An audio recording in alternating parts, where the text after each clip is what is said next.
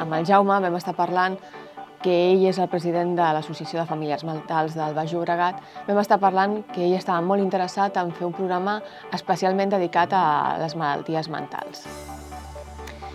Era un projecte que era molt novedós, que jo no n'havia sentit a cap altra emissora de ràdio que en fes, i van començar a fer unes entrevistes que el que volien en principi era, en un primer moment, entrevistar a gent del sector de la salut perquè els donessin el seu punt de vista sobre malalties mentals.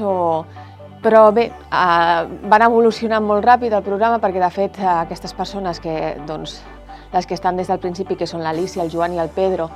són persones que, amb una vasta cultura, va resultar que tenien molts interessos diferents, des del cinema, les exposicions, la societat, temes socials de tot caire, i bé, van anar ampliant la seva proposta. Cada any ens anaven fent propostes noves. Ara les entrevistes les volien versar sobre gent del Baix Llobregat, per conèixer gent del Baix Llobregat, després ho van extendre a temes genèrics, i cada any el programa s'ha anat enriquint. Han conservat una franja horària i això ha anat consolidant una audiència al voltant d'aquest espai radiofònic. Si hi ha un col·lectiu amb risc d'exclusió que ens fa una proposta, intentem dedicar-hi els màxims esforços possibles, però sense la participació del parc sanitari seria impossible.